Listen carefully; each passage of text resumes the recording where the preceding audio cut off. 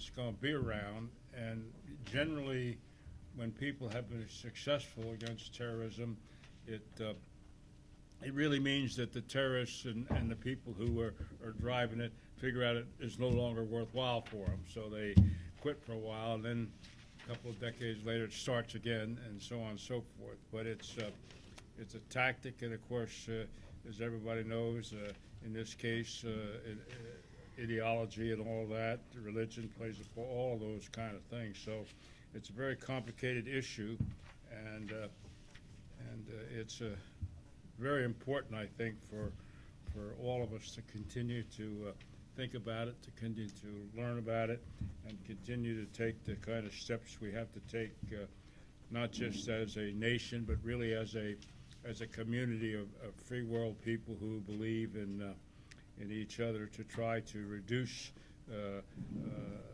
situation down to where you can live with it. So with that, Yona, why don't I turn it over to you, and you can thank you very much. Take it from there and introduce our speaker. Thank you very much, General, for your kind introduction.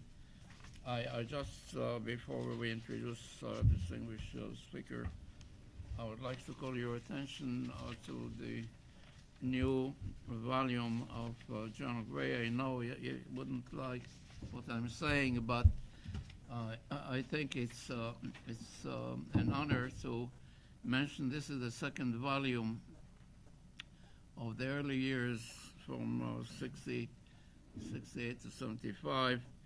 The first volume was from 1950 to 67. This book was just published, and we provided you with the information on the volume. So again, the general, I think, background is well known, and his leadership is indeed unique, but the lessons are the important, I think, issues here, and we would recommend this highly. By the way, whatever royalties are generated, they are actually provided for the servicemen and their families. So with that, we're grateful to the General for taking time, his busy schedule, to join us and to participate in our discussion. We also distributed information about our distinguished ambassador, who contributed a great deal to the security concerns of Spain, the international community. I actually asked him perhaps to provide some background information about his family, simply because he comes from a generation, 4 generations actually, of diplomats, and his role as a diplomat, his last, I think, appointment was the ambassador of Spain in India and in that region, Nepal and Sri Lanka and so forth. And he served also in Parliament and in the academic community, and professionally as a lawyer, the media, etc. So I asked him to perhaps go through some of these experiences. As many of you know, we do have ambassadors forum. We had the honor also to invite the Spanish ambassador Pedro Moranes a few months ago, who spoke at our event. Now, before we asked Gustavo to speak, I have a obligation to mention that one of the distinguished, I think, colleagues from Spain, General Velarde, he came with a delegation from his center, nuclear fusion center at the Technical University in Madrid about a year and a half ago. Unfortunately, I just got the word that he died, and we are going to have an obituary in honor of his many contributions, not only to the Spanish atomic energy concerns, but internationally, the IAEA, and academically. So again, I distributed some information on his many contributions, but we will have also an obituary in our next publication. Now, finally, I would like to mention that in Geneva, we like to remind ourselves every month about some of the anniversary dates in order to learn some of the lessons. And just looking at the month of February, I just want to mention that this is the 20th anniversary of the Ben Laden fatwa, urging attacks against Americans wherever they are found. And actually earlier, back in 1993, the fatwa was in 1998, but in 93, as many would remember, and this is the 25th anniversary, the attack on the World Trade Center, the bombing, killing 6 and wounding some 1,000. And you know, of course, what happened afterwards with 9/11. Finally, since we're dealing with the role also of diplomacy, and we have a distinguished diplomat, I like to mention that back in 1980, in February, it's already the 38th, I think, anniversary, the M19 terrorists, they seized the Dominican Republic embassy in Colombia, and they held some 20 ambassadors and dozens of others at the time. So the diplomats are also obviously selected targets and victims. So with that, Mr. Ambassador, it's all yours. Thank you so much. Thank you so much, Professor Jon Alexander, and good and old friend, General Gray. Thank you very much. Professor Don Wallace, thank you for being here. And ladies and gentlemen, it's a pleasure to be at the Institute yet once again. Professor Jon Alexander has asked me to make a short introduction of what my background is. It is true that I am a weird kind of diplomat. I am a hybrid in many ways. I am a career diplomat that probably was carried away by the call of duty in a strange way and accepted to play politics. So first I was the Chief of Staff of the Ministry of Homeland Security of Spain for 4 years, and then I ran for office in the Spanish Parliament for 3 successive elections. Then finally, politics got tired of me, I think, because I can't say the same of me getting tired of politics, although I think I was. And I went back to the Foreign Service. In Spain, you can do that, as is the case, for example, in Germany, not so in the United Kingdom. Other countries allow that to happen. In our case, we are still a young democracy.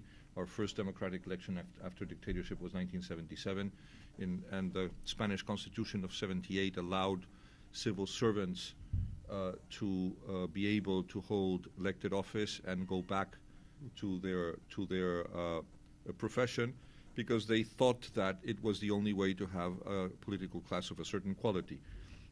That was very, very much the case in the early years of Spanish transition. Unfortunately, I can't say the same of what is going on in many countries of Europe today, especially Spain. After 3 terms in Parliament, 12 years, and having been those 12 years the spokesperson of my party, of the party that I used to belong to, for foreign affairs, 4 years in the majority and 8 years in opposition, I went back to the Foreign Service and was appointed ambassador to India, concurrent to Nepal, Bhutan, Sri Lanka, and the Maldives. That is a very complicated part of the world, as all of you know, and in many ways it did complete my world vision. I really think that one does not understand the complexities of world geopolitics if one does not have a full understanding of what is going on in the subcontinent, or in what many call Central Asia. But if one thinks that the borders of India stretch from Pakistan and Kashmir touches Afghanistan all the way to Burma, and it also has land borders with Nepal, Bhutan, and sea borders with Sri Lanka and with the Maldives, then you can see that it is a country that is very heavily and growingly involved in the stability of the world, and that many of the problems that are very demanding to all world leaders in this 21st century are happening in that region or in the vicinity of that region. I just wanted to make a very frivolous but necessary comment at the beginning of my talk. Too many shows on TV are trying to picture terrorism and the fight against terrorism in a romantic way.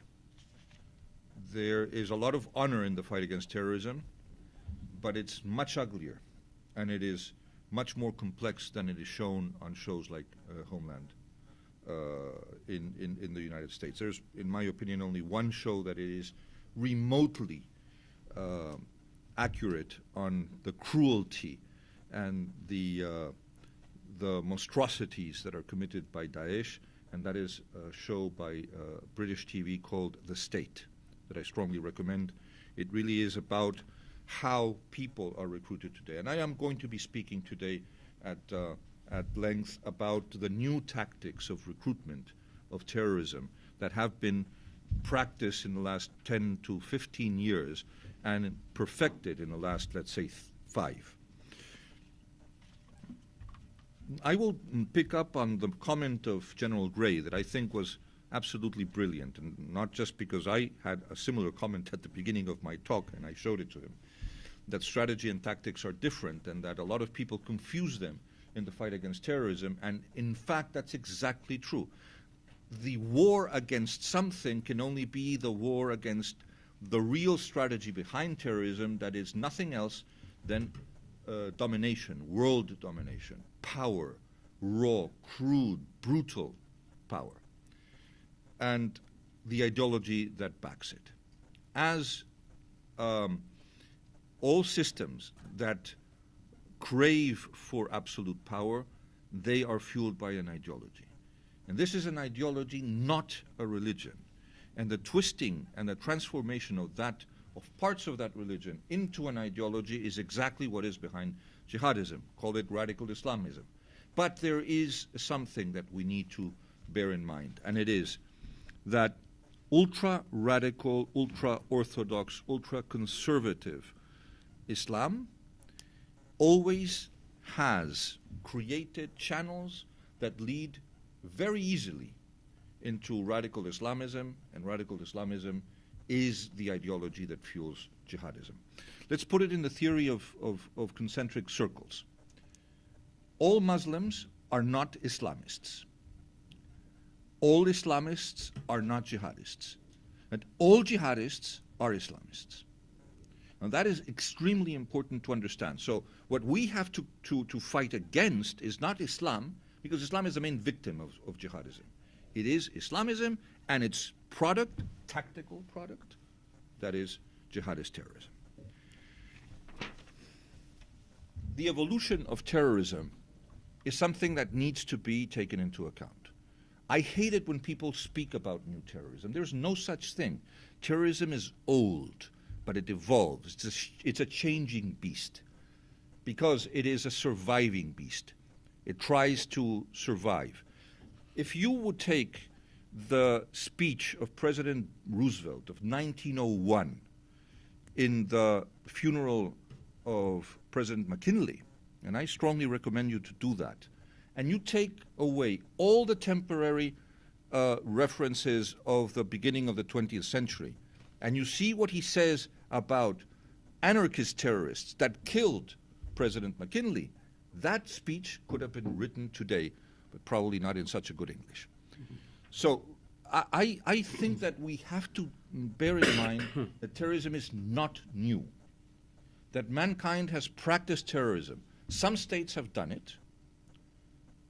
Terror has been a tactic employed by people that had a clear strategy throughout history. And that, again, is something that we have to bear in mind. So, let's make it very clear. If we are to wage war, it is not against terrorism, it is against the ideology that feeds terrorism. And that we are losing. We are winning the tactical battle. Daesh is defeated in Syria. It's retrieving in Iraq. But the ideology is still very strong, very much there. And I'll come to what is happening in Europe that unfortunately is becoming the epicenter of this new, let's call it evolving or changing terrorism. What happened in 1989 when the Soviets were kicked out of Afghanistan by, let's call it that local jihad? All those that went from different parts of the Ummah, of the community of believers of the Islamic world, to combat, to expel Soviets, went back home. And we know what that happened, what that provoked. Let's see what happened in the Balkans. Let's see what happened in Algeria. Let's see what happened in Egypt. In so many countries, when those terrorists and those so-called fighters, those, how do they call them on TV, insurgents, an interesting way to call a terrorist, went back to their countries of origin, those countries of origin imploded. I'm not saying that the regimes that they were fighting against were perfect democracies. I'm not saying that. I'm being extremely analytical. They provoked chaos, havoc, violence, terrorism, death, and economic chaos. Gustavo, which countries do you have in mind they went home to? For example, Algeria. Yeah. There was thousands of Algerians that participated in Afghanistan. And those countries that were better controlled and were able to flush out the terrorists or not allow them back in were the ones that were able to withstand that wave of attacks. So now we have in Europe a new kind of homegrown terrorism. Disgruntled local recruits, frustrated Daesh recruits, those that were recruited by somebody in their countries and tried to go to Syria through Turkey or Iraq and couldn't make it and stayed back home, and they're trying to do something to compensate because there is generic instruction by Daesh saying, if you can come, do something back home. And that's what they're trying to do. The returned terrorists of Daesh, those that have completed a mission or are tired of fighting or have been given the instruction by their leaders to stop fighting in Syria and go back to Belgium, to Spain, or to France, because that's where they're returning to now. And right now, what we need to understand is that Europe is not importing terrorists, we're exporting them. There are more terrorists leaving Europe and going to other parts of the world than actually radicals coming into Europe and becoming a menace to Europe. Because all of the attacks that we have suffered in the last years are people that were living in Europe for years. Some of them were nationals of the countries that they attacked. and were, because we have the Schengen system, moving freely without any hindrance. So let's just briefly analyze the recruitment methods that we have been able to confirm through the Barcelona attacks of August of last year. In the attacks of Madrid of March of 2004, a lot of so-called experts did not think that that attack was a jihadist attack because a very large part of the terrorists that were involved in those attacks had not been properly radicalized, were only in the process of being indoctrinated, and they were not even halfway through there. And what we saw is that there was a ringleader, a cell leader, a charismatic figure that recruited them, gave them purpose. He used their anger, their hatred. And we just thought, I mean, this is impossible. These are not real jihadists. Because these guys, 2 weeks ago, a month ago, were drinking and partying and consuming drugs and getting high and whatever else.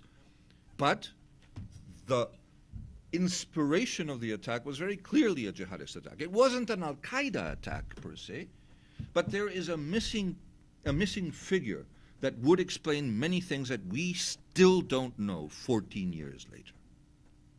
We don't know who that leader of the cell, who recruited them and only partially indoctrinated those that attacked the trains and killing 193 people. At the beginning, as you know, it was said it was 202, and then later it was corrected. Many years later, actually, it was corrected, and it's 193 victims. So right now, the Barcelona attacks give us the perfect example of what started in those days, and today is very much the trend. The new kinds of cells that terrorists are organizing in Europe tend to act in the same way. They can be 2, 4, 10, it doesn't matter. What really is important is that there is always a key figure, a radical preacher, imam. I don't want to call them imams because they're not. Somebody that has been properly indoctrinated by Al-Qaeda, Al-Nusra, Daesh, whomever. And that doesn't happen, and I do want to stress this, that does not happen in the internet. This kind of indoctrination is personal.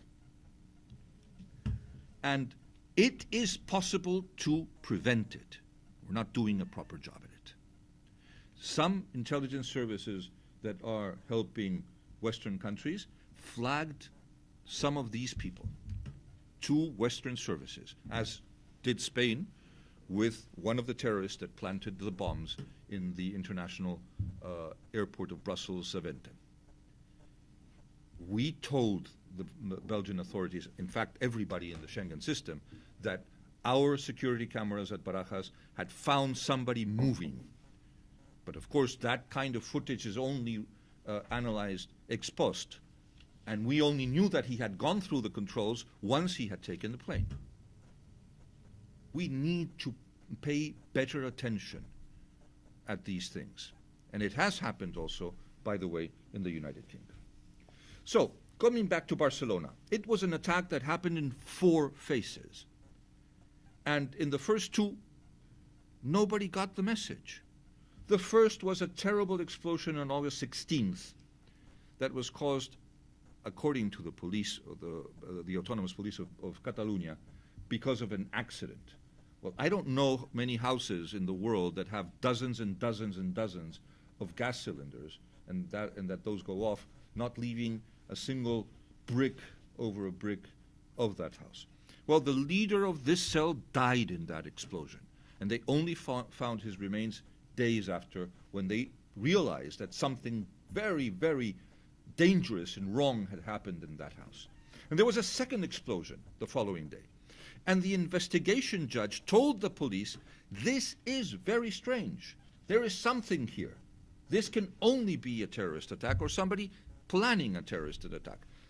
Police said, "Oh, Your Honor, you're exaggerating, let it go." And she was shut down. Hours later, 13 people were assassinated and dozens were injured. Again, it happened under our nose. So what happened? How did this fellow act? This character, Abdelbaki Essati, was a common criminal. He was a drug trafficker, born in Morocco, established in Ceuta, and then served time for trafficking with 12 kilograms of cocaine. Not a minor thing. Not chocolate, not blankets, not TVs, not money. 12 kilograms of cocaine, 30 pounds, give or take. This chap was recruited in jail by one of the terrorists of March 2004 of Spain.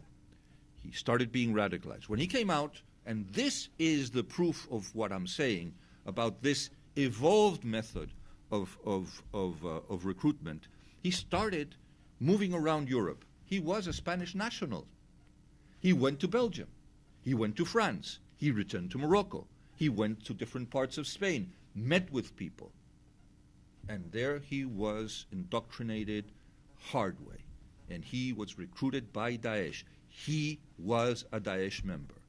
Everybody else that was a member of his cell wasn't. And most of them, I would say the majority of them, had not really properly been radicalized yet. Then we know what else happened. There was a shootout where one of them died, and then finally they were arrested or they were killed by the police. This is showing a lot of flaws in our system.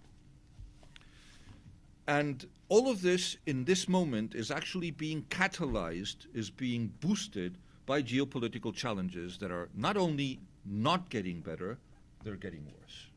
And it's like Tom Friedman used to say to students of the master degree in journalism in Columbia, when somebody asked him, a Spanish journalist, by the way, what she should do, if he had any advice for her. And he says, "Why don't you specialize in the Middle East?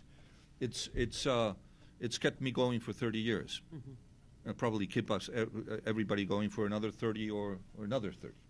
So yes, we've got Afghanistan, we've got Syria, we've got Iraq, we've got the new Quartet versus Qatar crisis, we've got Iraq, Libya, Yemen, the Kurdish issue, and this black hole called the Sahel. And I know of very few think tanks in North America and even in Europe that actually are focusing on the Sahel. And that is one of the most dangerous spots in the world. And it is the most dangerous for a certain part of Europe, definitely the south. And only because some countries in the Maghreb are being extremely effective and serious in controlling terrorism, and they're almost impossible to control borders, thousands and thousands of miles of deserts, they are keeping us safe at a great price and sacrifice. And sometimes we are not sufficiently grateful because we don't even pay attention to what they say and to the warnings that they make. So now let's just see how they are recruited. And it's everything. Everything is used for the recruitment. It's not just one. It's all of them at the same time. Internet, family and friends, travel back home, going to other countries that have a bigger influence of jihadism, the local mosques. Sometimes those mosques are not controlled by radical imams. The imam is a moderate imam. But those that go to pray there are radical, and they just go there. And they have patterns. They know what to look for. They know how a disenchanted hater looks, what his reactions are. And they tailor-make the recruitment to that person. If he has issues with drugs, with alcohol, with money, with crime, they tailor-make the recruitment to that person. There are mosques that are radical points of recruitment. Quranic schools jail the returnees of Daesh that do their own recruitment also. All of these are extremely important means that they are using. We are, in my opinion, in one of the most dangerous moments that we have seen in terrorism since 9/11.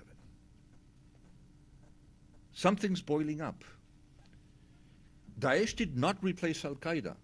It came to act on top of Al-Qaeda. Al-Nusra is not Al-Qaeda in Syria. It's something else on top of Al-Qaeda and Daesh.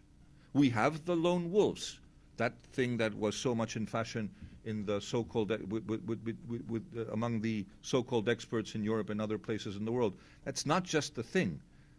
They are beginning, those lone wolves are beginning to be coordinated. We don't know how or by whom, but it's happening. And all of this needs to be properly addressed. None of what is happening and the lack of strategic vision, and I'm coming back to General Gray's comment, is going to help us at all. And either we really beef up our game, or we're going to have very serious trouble in the next years. Thank you. Very good. Okay. Yeah. Excellent. Thank you. Well, it's a excellent, I think, introduction to the challenge, and you really put your finger on one of the most complicated, I think, issue, because in the past decades, the focus was more territorial, meaning to go to a training camp, and you served in also Libya, but even before your time, we identified dozens of training camps in Libya, and people came from all over to be trained there. Also, of course, in the Middle East and Lebanon, as we know very well, and Yemen and elsewhere.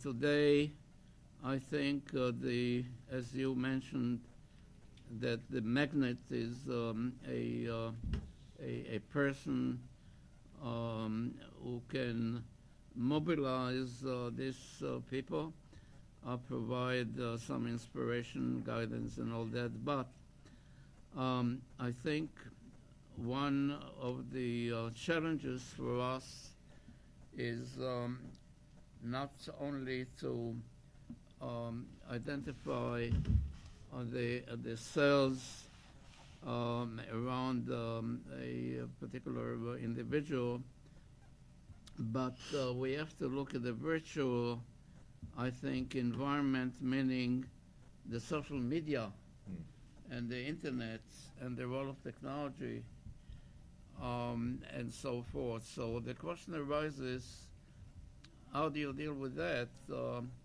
particularly in an environment where there are business interests and concerns, and how do you provide some sort of mechanism that can regulate what is, let's say, fake news, or what is legitimate information?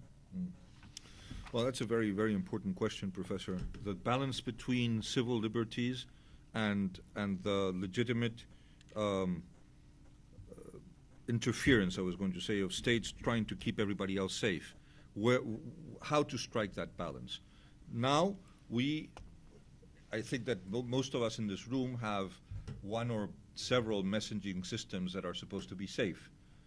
Either WhatsApp, that is now encrypted, or Signal, or Telegram, or so many others. The bad guys use them too. So do we know if we want to be safe from hackers or people that are looking into our private lives?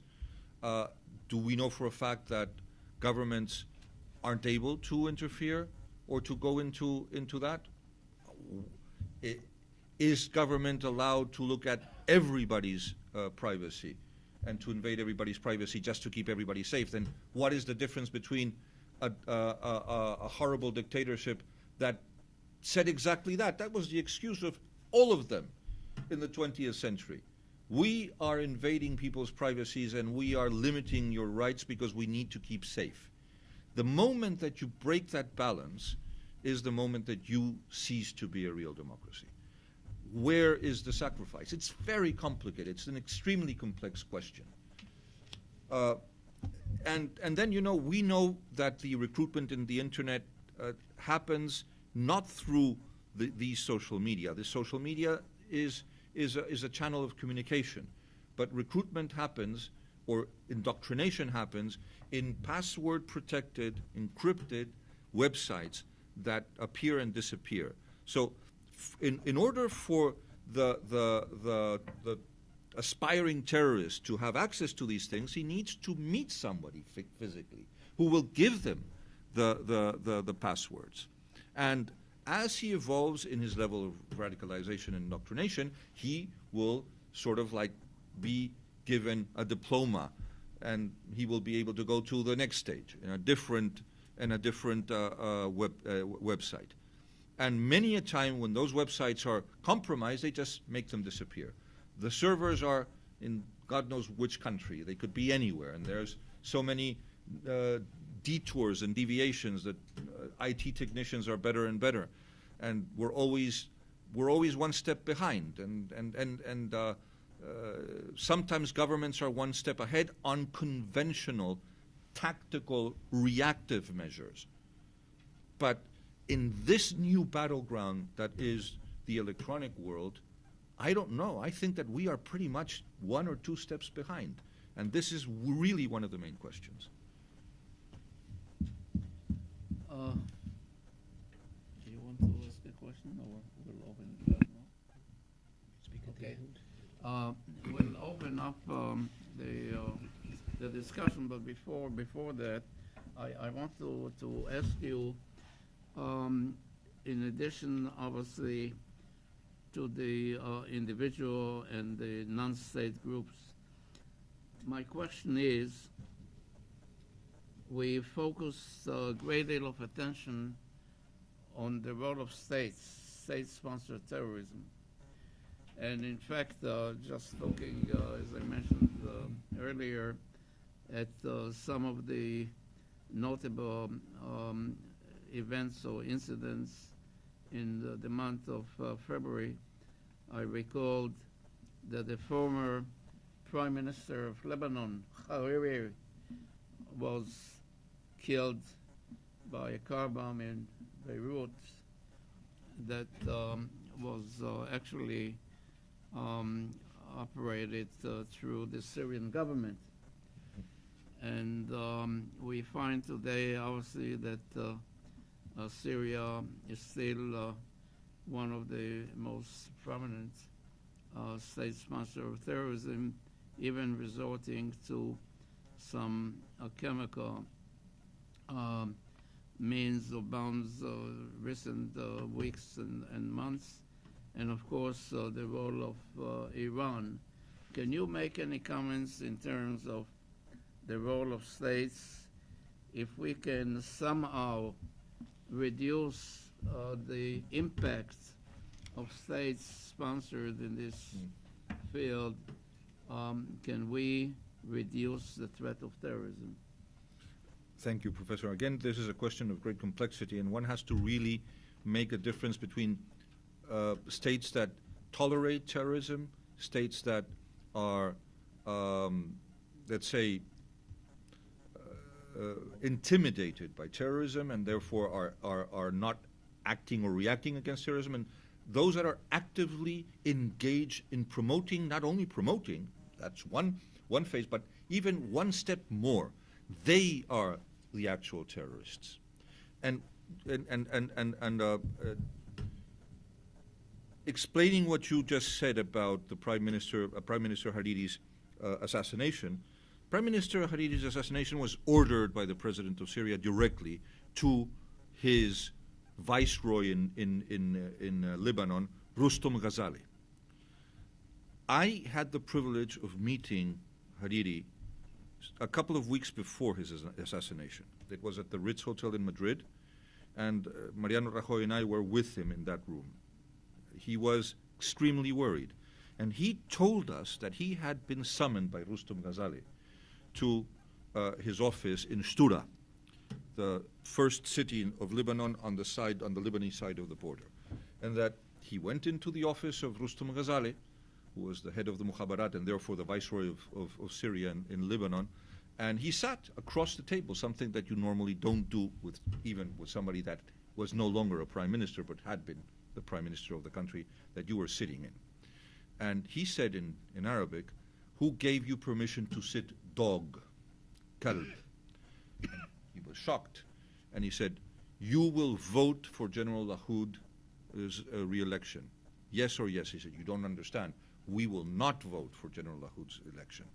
And he says, "You will vote for General Lahoud's election or else." And 1 week later, he was dead. So, I mean, if anybody has any doubt about who did what and why, then there you go. And he said this, we saw him days before he was assassinated, and he told us exactly that. So, if you put into the equation what Iran has been doing for decades in Lebanon, then you have to put things in perspective, because when Amal did not become the terrorist organization that they were wanting it to become, they created something else, which was Amal Islamiyah. Since Amal Islamiyah wasn't violent enough, they created Hezbollah, which was in fact another arm of the Revolutionary Guard. And who bombed the American embassy in West Beirut? Who bombed the barracks of the Marine Corps?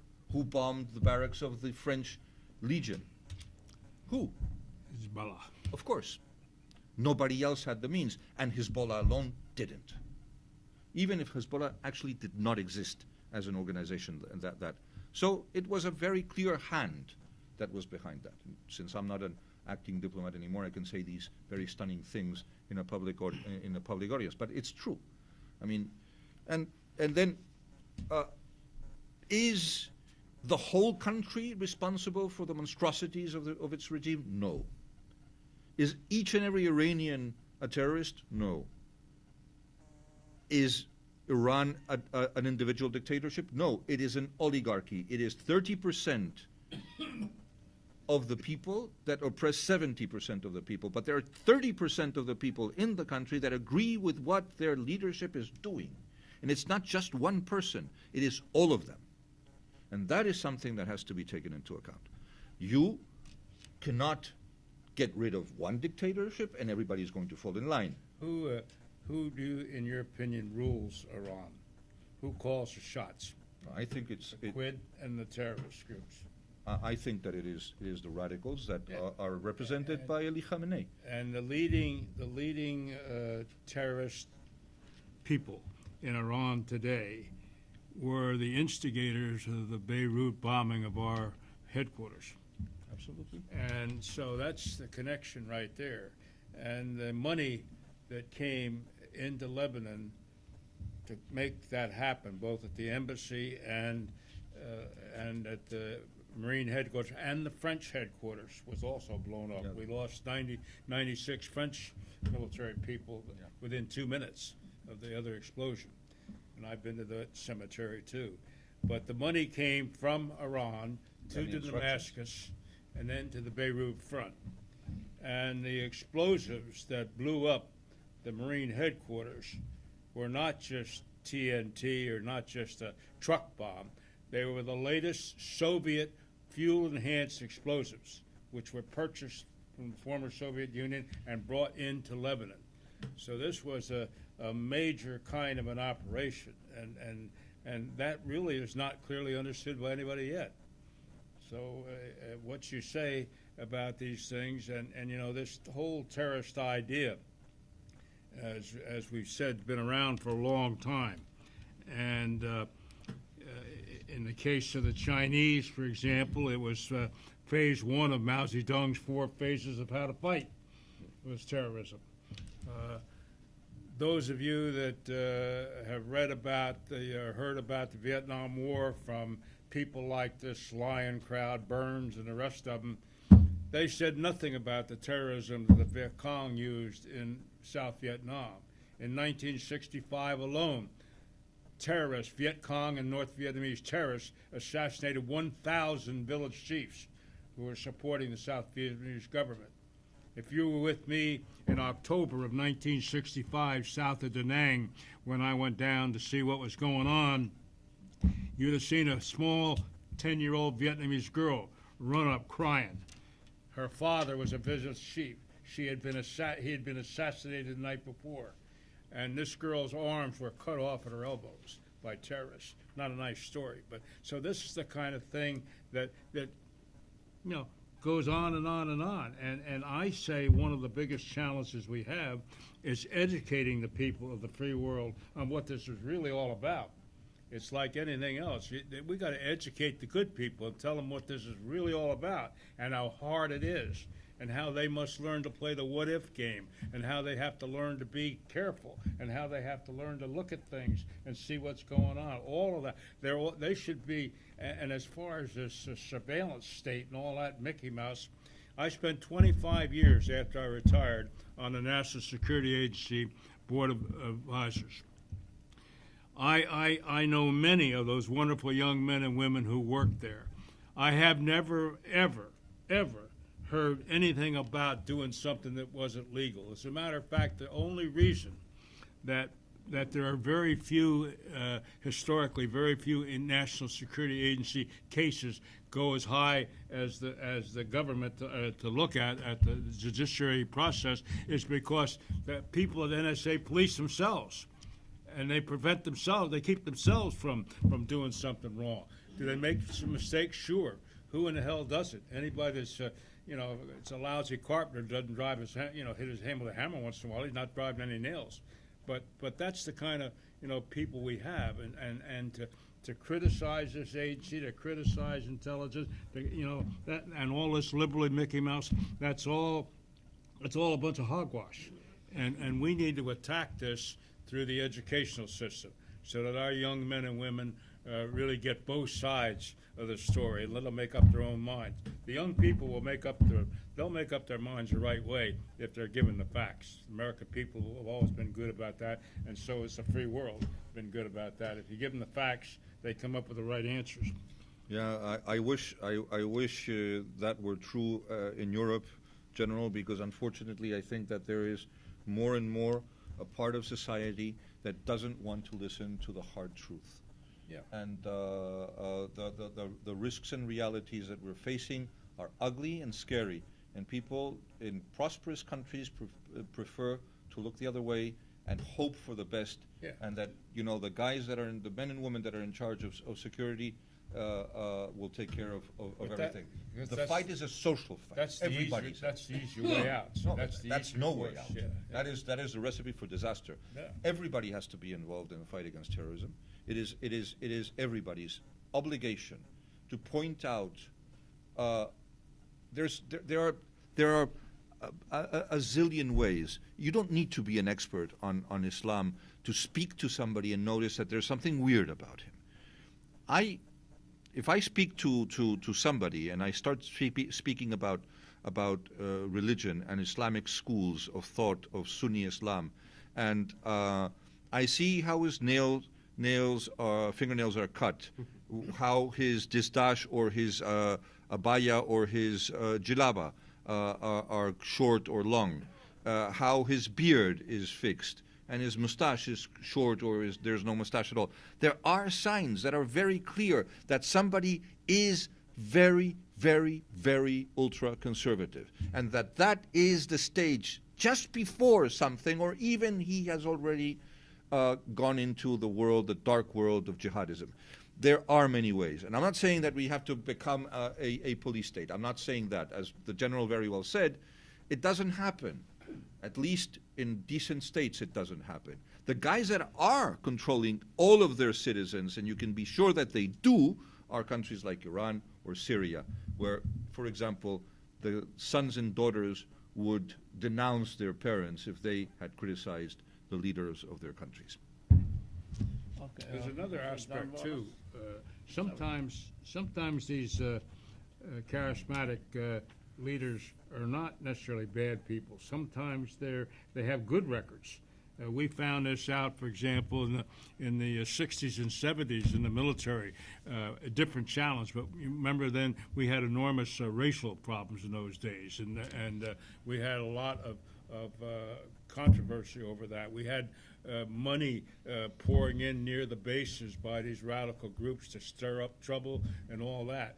But many times we would find that the person who was the leader was not necessarily a high-ranking person at all, maybe a sergeant or something like that, but he had a beautiful record. He was never in trouble or anything like that, and he was actually the leader and instigator of a lot of the racial challenges. This was true whether we're talking about rednecks or Samoans or Puerto Ricans or anybody else like that. So it takes a careful thought process, what you're outlining there, and it takes a lot of study to be halfway as smart as the ambassador and others about the things to look for. It's not an easy issue. No. Excuse me for talking so much. Professor Don Wallace? I'd like to put some questions to Gustavo, if I may, but excuse me. I think General Gray has put his finger on many things. I think we made a distinction, but we should. Yona mentioned state-sponsored terrorism. I really would put that to one side. Iran, Syria. Over the years, many other countries, Vietnam, China, many countries sponsored terrorism, which the general quite rightly says is to some extent a tactic or a technique. I'd also put to one side this issue which the ambassador touched on, which I think is really of profound importance, which is how does a society balance off safety and security on the one hand versus liberty on the other. Different people have different preferences. I have a very conservative wife who puts safety, I think, above the First Amendment. I'm not one of those. I'm a lawyer. But I think I agree with General Gray. I think America copes with that damn well. That's why I think it's a little bit mischievous of the president to blast the FBI and the intelligence agencies, who are awfully crucial to our safety. But I think, so I'd put those to one side and lean in on what the ambassador first began with. He used the word ideology to describe sort of radical Islam and the jihadists among them. And I think we're all kind of worried. It is sort of like taking arms against a sea of troubles, because they show up in different places, as you point out. Many of the recruits apparently are sort of on the way to being unhappy and being mobilized. Some of the leaders are what you've described, just petty crooks. Others may be more inspirational figures, the way that General has suggested in other settings. And the question is, what do we do? How do we think about this systematically, it seems to me, is the issue. Because before we can organize ourselves, we have to think. Sometimes we act before we think, and I think this is tough as hell. I've lived in the Middle East. I lived in Turkey, not in an Arab country, but my work took me throughout the Arab world. By the way, I pray to God this will not hit India in a big way, which might have the fertile ground for this eventually, too. But how do we specifically, how do we think about Islamic terrorism, largely centered in the Middle East? How do we grapple with it in such a way that I will feel comfortable, that the society will be comfortable? And you've said we can do a better job. And you pointed out that you think the Europeans may be a little bit beside themselves. They have the Schengen system, and they've worried, as the refugees came in from Syria through Turkey, Greece, etc., up through the Balkans, of course, they began worrying about this sort of, what is the outside border, can we allow free travel? And certainly, but let's call that a European problem. But I think we have a sort of a more global problem, as you've suggested, which is how do we systematically think about this so that we can cope with it?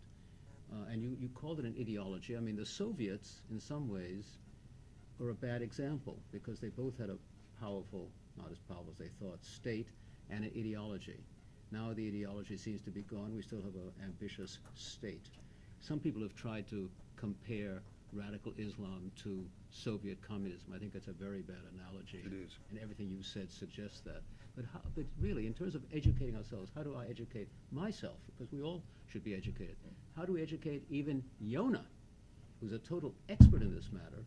How do we really think through to the bottom how we cope? I really think, Professor, that radical Islamism is an ideology that operates like a cult in every way.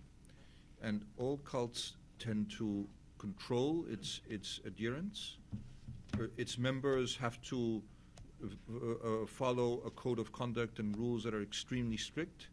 If you do not venerate your superiors and the leaders of your movement and the twisted ways that they interpret their holy scriptures, you are not considered a member. You see, every Islamist, no matter of which organization, throughout the decades that this ideology has existed, have always said that their interpretation of the Quran and of Islam was pure Islam, real Islam. They called it in many different ways. Now, the most commonly used in the last 20, 30 years is pure Islam. So everybody that is not like them, anybody that doesn't abide by their rules, their structures, their submission, their absolute submission to the twisted rules and laws that are imposed to them by their bosses, is an apostate. And this is a very important concept. Those that are not Muslims are non-believers.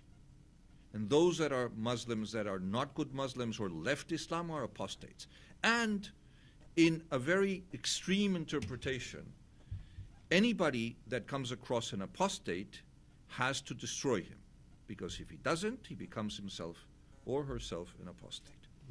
The way to justify or to legitimize, better said, an attack against states and leaders is by calling the state or the leaders an apostate. Because again, this is a twisted version of real Islam.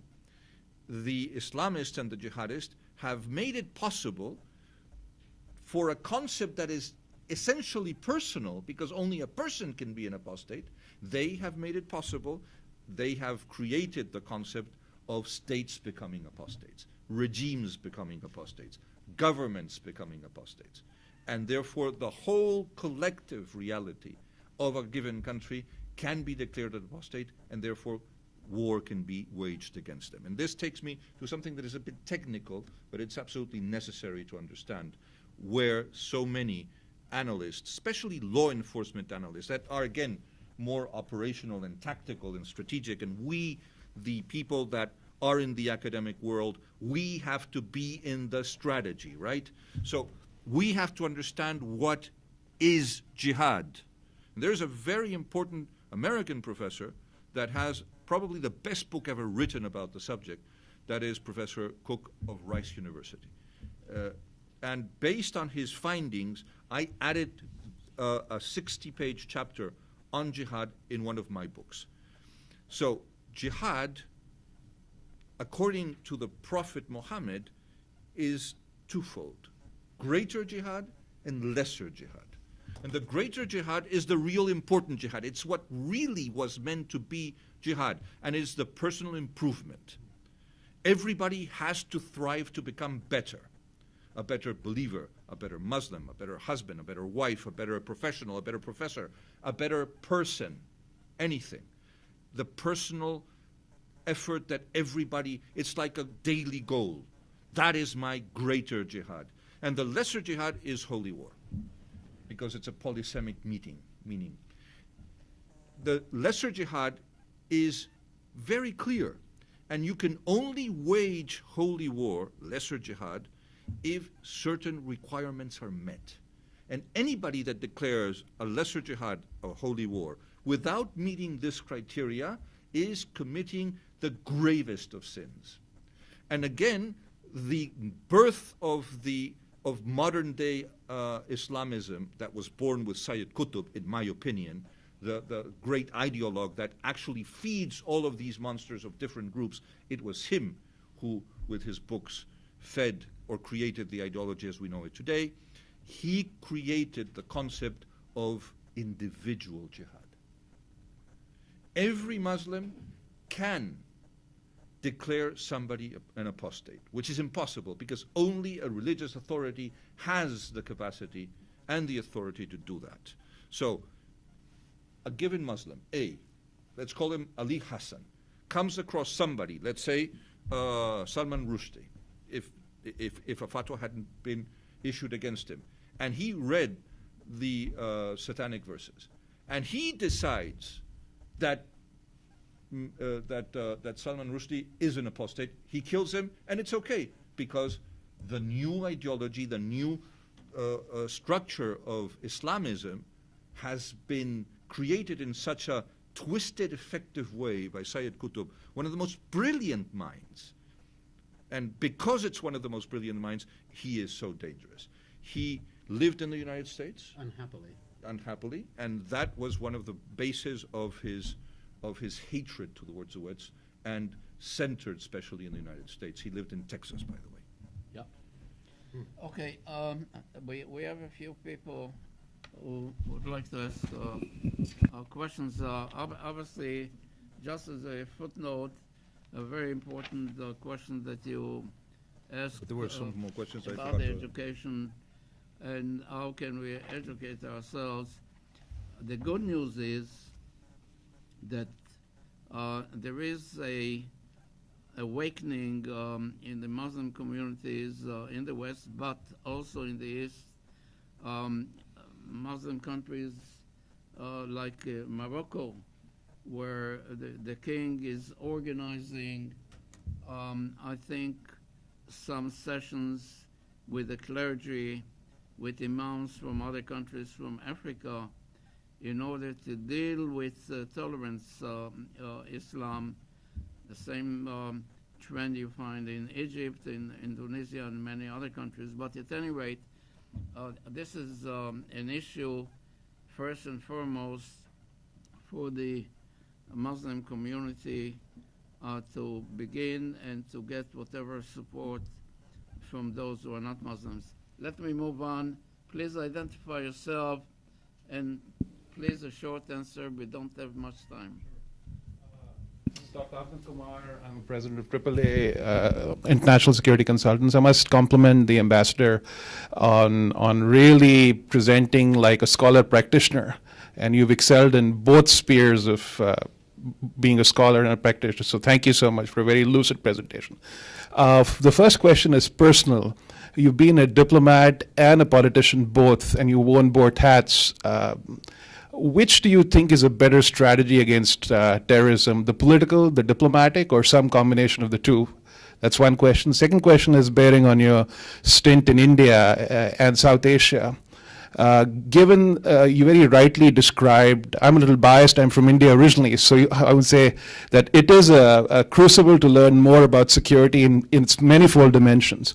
Which Indian strategies or which South Asian strategies against South Asian terrorist groups like Lashkar-e-Taiba, Taliban, Jaish-e-Mohammed, etc., do you think could be imported or are applicable to the West? And conversely, which Western strategies could be implemented across South Asia against South Asian terrorist groups? Thank you. Thank you so much. Well, I actually forgot to mention India, and Professor Wallace mentioned it, so that gives me the opportunity to say both things.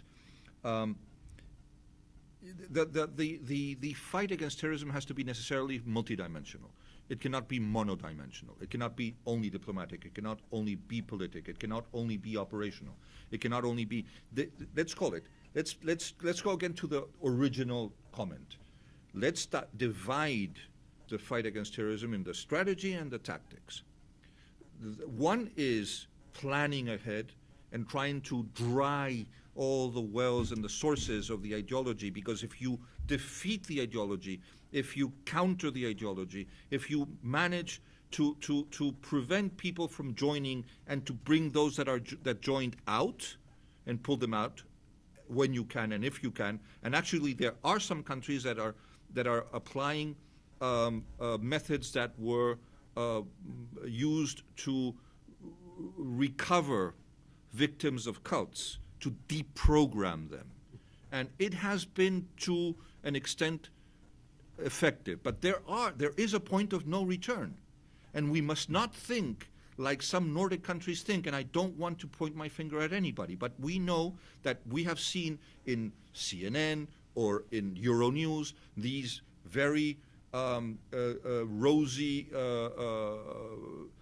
presentations on TV of a given program in some small village of guys that returned from Daesh and that were being reintegrated into society. I mean, excuse me.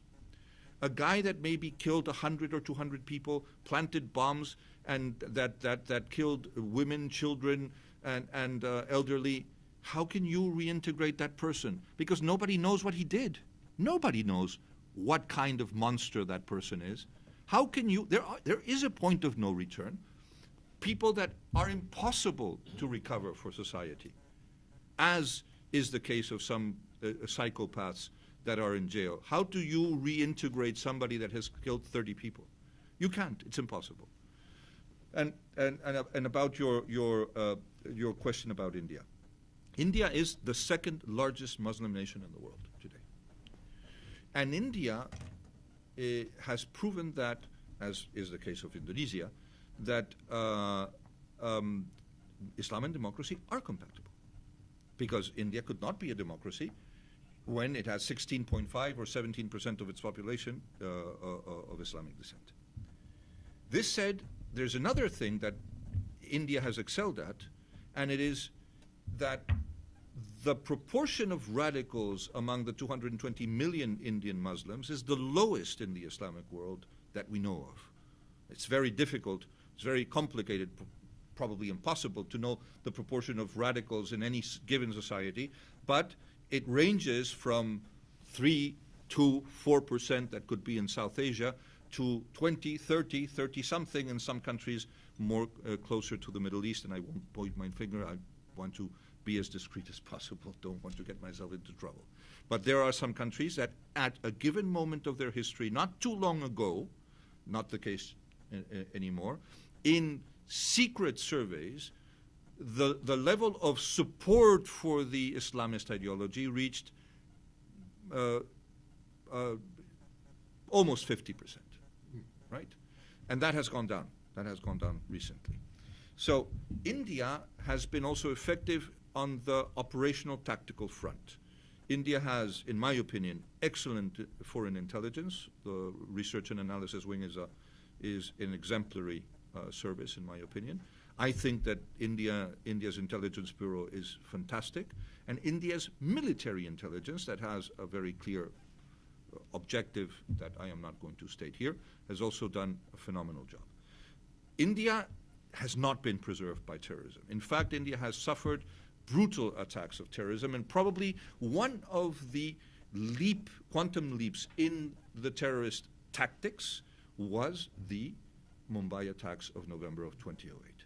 Never before had you seen that several dozen terrorists held at bay some of the best trained military and security forces, not because they were better than the security forces that they were opposing, because they knew those hotels by heart, because they could mix with the population, the local population, perfectly. Because when they were surrounded and defeated, they dropped their bombs and their guns, and they just put on somebody's uniform and used the badge of the Oberoi or the Taj Hotel and left with among the victims as one more victim, and then just simply disappeared in a 29 million inhabitant city. Well, India has not been preserved from terrorism. I went to see the border between Pakistan and India. Pakistan is a victim of jihadist terrorism. 3-4 days before I went to the border of Pakistan in Punjab, and saw the celebrated ceremony between the border, the BFS and the Rangers. They had suffered an attack that killed 100 people on the Pakistani side, and it was empty, of course. It was full on the Indian side, it was empty on the Pakistani side. So actually, you have incidents in Indian Kashmir all the time. And some you can call insurgents, but some are pure and simple terrorists. And, you know, semantics in the fight against terrorism is a very important part of tactics and strategy. Okay, please, Mr. Schweitzer. My name's Glenn Schweitzer. I conduct research in this general area. I really appreciate your on-the-ground observations, and I have two questions relating to them. You talked about recruitment, one-by-one recruitment, but there are increasing reports of recruitment of gangs, not one-by-one, and I wonder if you'd comment on that. Secondly, there are increasing reports of disenchanted members of some of these groups who are trying to get out, and particularly foreign fighters. And I wondered if you had any numbers or percentages on the number of disenchanted terrorists, people who thought they'd be terrorists, and the number who are escaping and the others who are killed en route. Two very, very good points.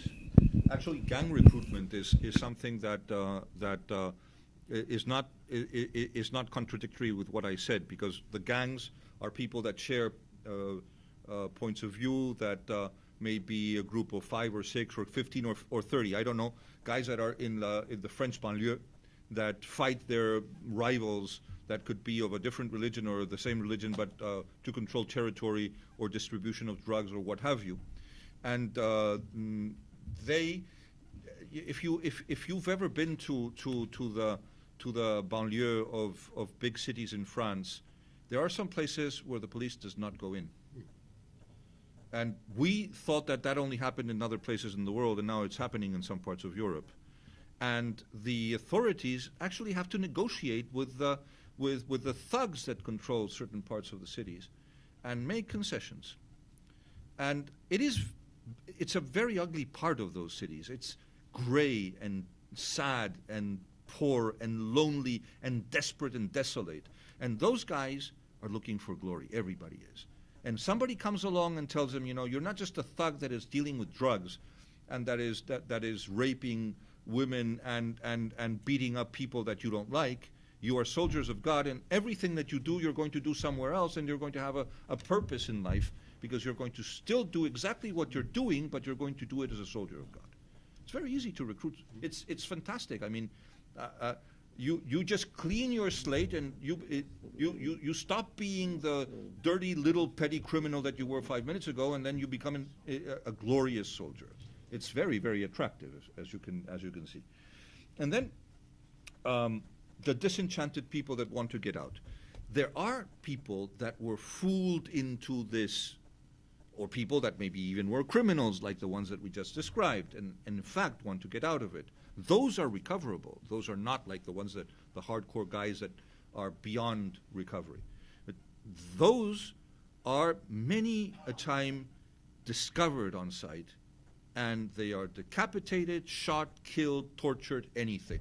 A lot of them never make it back because they're simply killed. And then they tell the families that they were killed in action. And there's no way that nobody can know the difference, because they will never allow the world to know the number of people that are in fact deserters of the organization. But they do let everybody in the organization know that the fate of those that betray them does not only affect them that are tortured and killed, but it will affect anybody that they can get their hands on. And the places where their families live, normally they don't live in l'Avenue Foch, the places where they live in France or in Belgium or in Spain or in Germany or in Norway, for that much, because there are some guys in Norway, those guys are at the mercy of the delegates and the thugs of Daesh that are there. So you know that when they are making a threat, that if you dare desert and abandon the organization, your sister, brother, mother, father are going to pay the consequences, even if it's in Bergen, Norway. Okay, any other questions? Yes, Mr. Ambassador, right there. 1 second, wait for the mic. Wait for the mic? Okay. You want me to shout? Got my By the hearing way- in it, so I By can the way, shout. the show State it depicts exactly what you just said. It's those that want to get out. Mr. Ambassador, you started your talk with a very interesting and I think useful analysis of the two categories of Islamic terrorists, because we're talking about Islamic terrorists, not some of the other groups in the world, between, I guess you'd call them the indoctrinated operator leader and the others who are not fully indoctrinated kind of followers at this point, because they haven't yet been indoctrinated. And you made the point that the leaders, the ideologues, the operators, have been largely indoctrinated not through social media, etc. And that's an interesting and analytical point. But given that, the followers are not fully indoctrinated, as you said, but they're sufficiently motivated to participate. And they seem to be largely reached that level of motivation through the public, through, I guess we call them, what do they call them? I'm not up on this new social media. So if that's the case, we have a two level of reaching out and indoctrinating the leaders directly, foot soldiers, for want of a better term, at least at the first stage, through public media. How would you like to deal with that question of cutting the appeal, the motivating appeal to the foot soldiers? Social media is very important for indoctrination, and the internet is very important for indoctrination. As you probably remember, I described how jihadists are guided through different websites that are password protected as they evolved in their level of radicalization.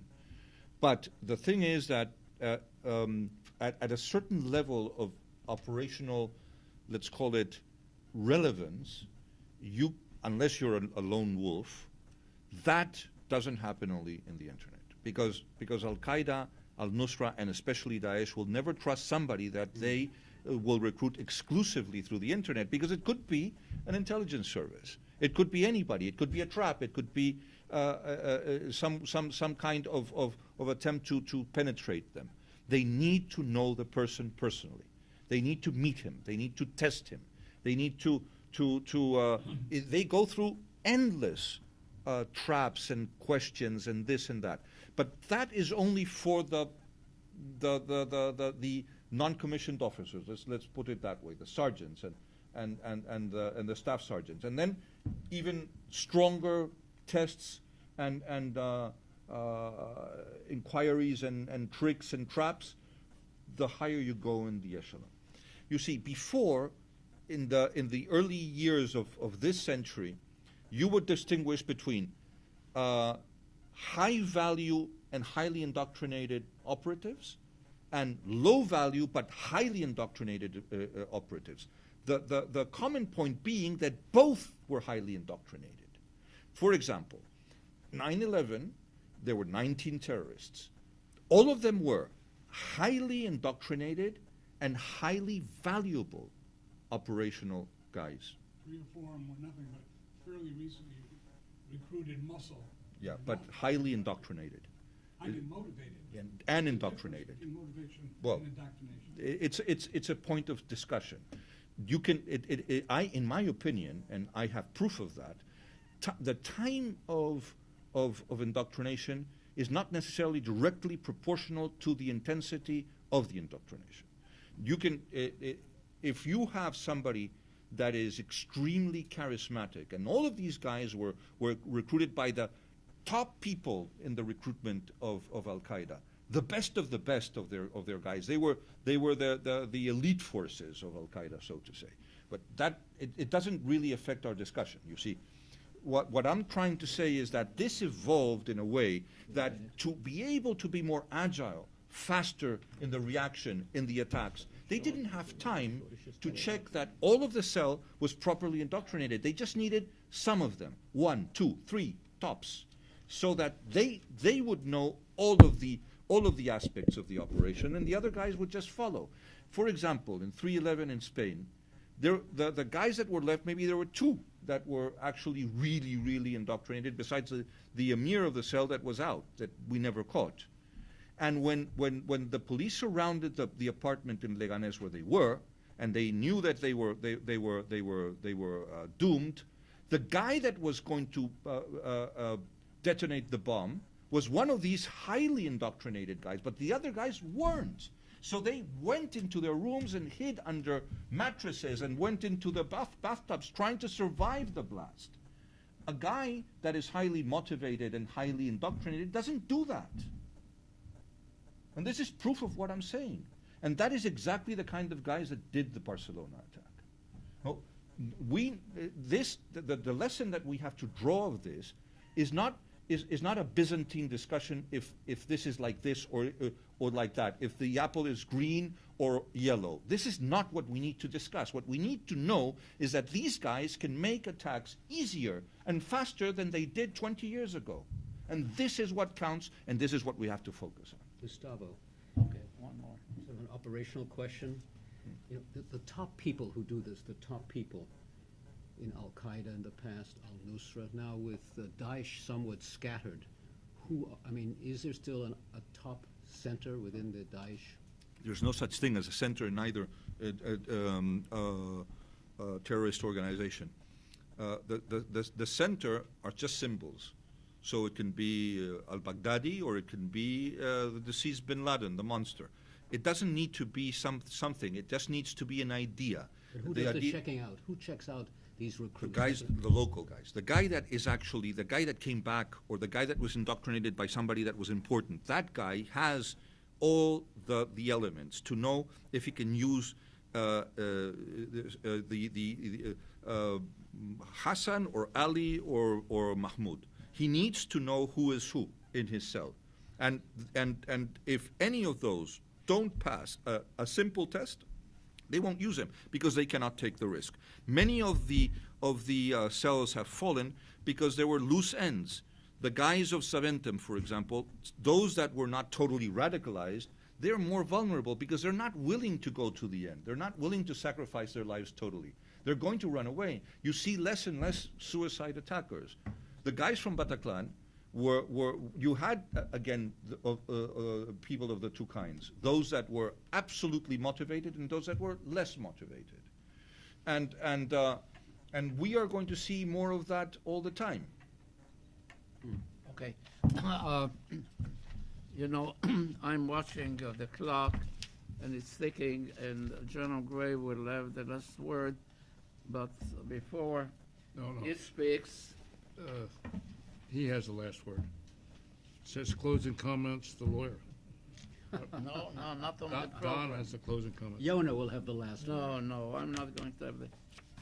But seriously, you really described the very comprehensive battle that different segments of society can and should play a role in combating terrorism, including the education, the media, and also the role of diplomacy in dealing with these issues, not only on the strict diplomatic level, but number one, sadly, victims of terrorism and also diplomats and embassies who risk their lives in order to save colleagues and comrades, like the takeover of the U.S. Embassy in Tehran and the American hostages were held at the embassy, and then the diplomats from Canada were able to rescue some of the people. In this spirit, I would like to present to you one of our reports. Thank you so much. On the role of diplomacy, American perspectives, but we are going to have another publication on international perspectives, and hopefully we can also incorporate some of your. It will be my comments pleasure as and well. my honor, Professor. Thank you so much. General, As usual, I get to speak when time's up. Well, I want to thank everybody for being with us, and I would just say that sometimes when we talk about these kinds of challenges, it almost seems overwhelming and too big, and that we can never have any kind of success. I'm reminded of a different kind of idea. It has nothing to do with terrorism, but in the 1970s and 80s, one of the biggest threats that we faced in America was the former Soviet Union submarine threat. And anti-submarine warfare was very complicated, and the United States couldn't solve everything at once. But what the Navy and others did, they bit off a little bit of the apple at a time, and they made a little bit of progress each year. And by the end of 1970 and the early 1980s, we had a pretty good system to defend against that kind of capability. So maybe the answer is, do what you can, keep trying new ideas, keep reinforcing the successes you've had and the like. And as I said earlier, we have to have a master education program to go on to tell everybody what this is really all about and what people are trying to do and that kind of thing. The issue that you bring up about pure Islamic thought process, and you're either an Islamic or you're nothing. Apostate. That's Even apostate or whatever, or nothing, and should be done away with. That, of course, has been a global issue for many, many years. Certainly since the year 1200, when Genghis walloped the Islamic people pretty bad up there in the northern part of Central Asia.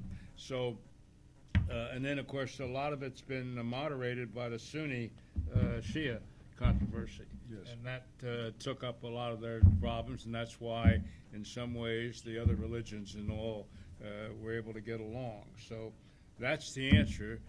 They've got to get along, and somehow more moderate Islamic thought process has to take over if there's ever going to be the kind of world we want. Thank you so much. Thank you very much. Thank you very much. Thank you. We had to finish some time. Oh, yeah, you did. So Very good, Mr. Ambassador. Thank you so much, General. You My were pleasure. superb as always. Okay, My honor to No. share this time with Gustavo. Professor. You didn't have